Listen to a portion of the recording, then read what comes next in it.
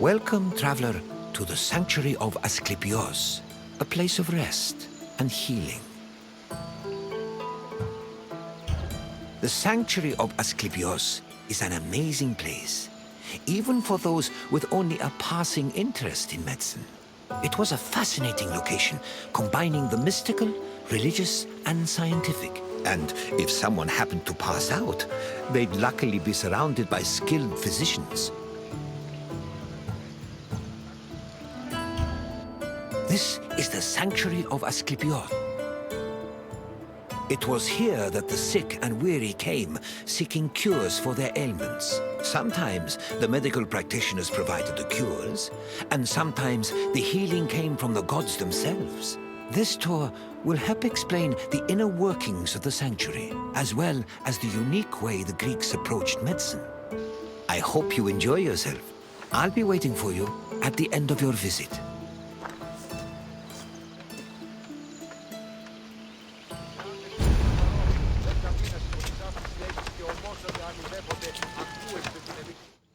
The ill and infirm came to this sanctuary to pray and offer sacrifices to Asklepios, the god of medicine.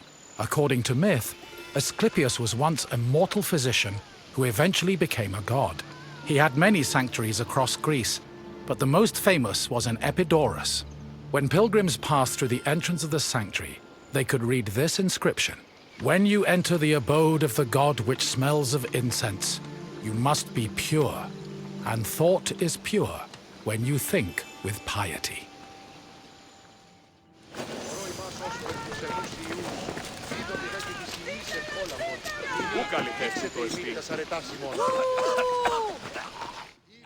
Medical steles constituted a sort of hub between medicine, religion, and the divine.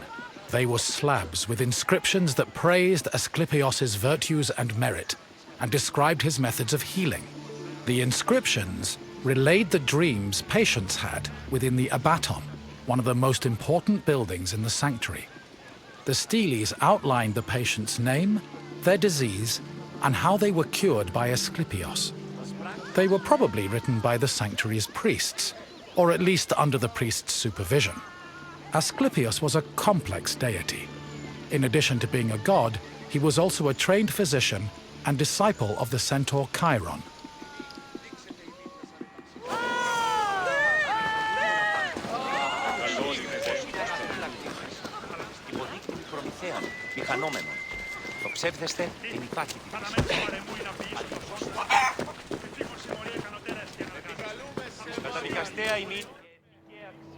In ancient Greece, religion was inseparable from rites, processions, and sacrifices. This was no different in Epidauros, and visitors to Asklepios' sanctuary needed to prepare themselves accordingly. Pilgrims cleaned themselves in order to be pure, then offered Asklepios food like honey cakes, cheesecakes, baked meats, and figs. The food was placed on the sanctuary's holy table, where it was presumably later taken by priests. After the preliminary offerings, visitors were allowed to enter the Abaton, where they would hopefully encounter Asklepios in a dream. Medical steles also mention that healed patients sometimes gave additional offerings to Asklepios as thanks for being cured. Σόφρονας πολίτας διεπιθεάζει τους θεούς. Διοκλητώσει ούτως ώστε η πατήρ της προϋποπτεύει του αρχηγενησιός ανατρακτής γίνει τραγωδοποιός. Asklepios was originally born a mortal and was the product of an affair between the god Apollo and a mortal, Coronis. Apollo killed Coronis after discovering she had been unfaithful and ordered her body burned on a funeral pyre. However, he rescued his unborn child from Coronis' womb before the fire consumed her body. Apollo gave the baby to the centaur Chiron, who raised Asklepios and taught him to practice medicine. Over time, Asklepios became so skilled in the art of healing, he could even raise the dead. This angered Zeus, who sent Asklepios to Hades with a thunderbolt. Apollo retaliated by killing the Cyclopes responsible for making Zeus's thunderbolts. Then, Zeus revived Asklepios, making him immortal and deifying him in the process. In sculptures, pottery, mosaics, and coins, Asklepios was portrayed holding a staff intertwined with a sacred snake. The staff is a symbol of medicine that still endures to this day.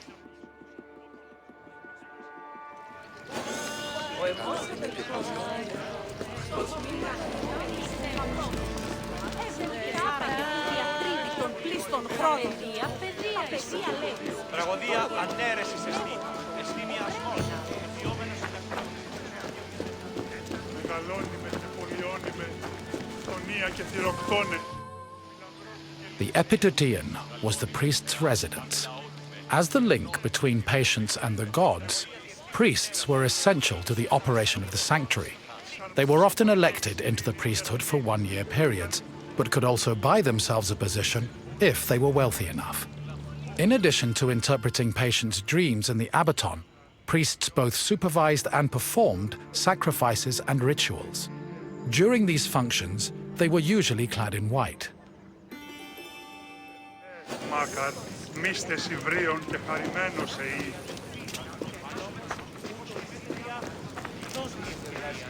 εργάσομαι νυχτερινός. Ουδής ποδέως. Φωνία και θυροκτώνε. Φιλαπρότη και λυτηρία. Αιμονίτης και προτιμής.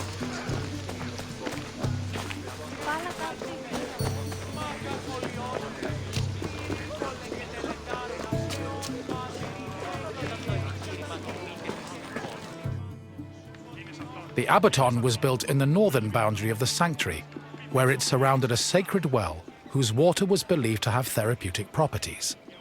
The Abaton was where pilgrims went for incubation, or dream rituals. Details of the incubation ritual have been described in unearthed medical steles.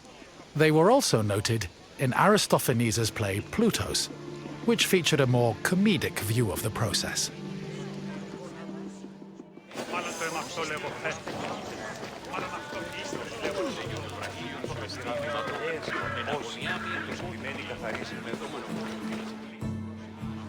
Incubation was the dream ritual pilgrims experienced in the Abaton. After completing the necessary preliminary rituals, pilgrims were allowed to enter the sacred building, where they lay prone. As they took in the smell of burning incense, the sanctuary's priests extinguished the oil lamps and asked them to sleep in silence. Once they were asleep, Asklepios would appear in their dreams and give his medical advice. The advice included diet and treatment recommendations, as well as requests for specific offerings or religious rituals. Upon waking up, priests interpreted the patient's dreams, unless a patient had been miraculously healed in their sleep. However, if a patient was completely beyond help, they were removed from the Abaton. This was to adhere to a ritual law that stated that no one could die or be born within the building.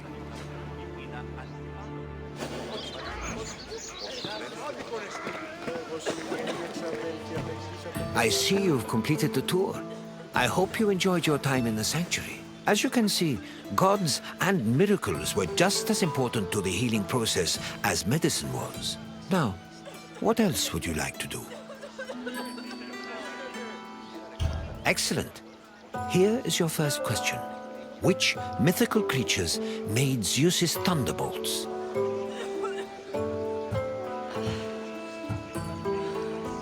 Correct. Zeus's thunderbolts were crafted by Cyclops. On to the second question. What was the name of the building where incubation occurred?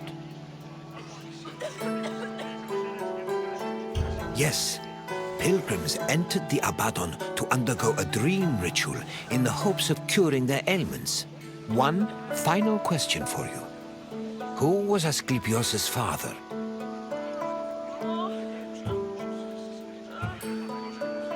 Yes, Apollo was Asklepios' father, and his mother was a mortal named Coronis.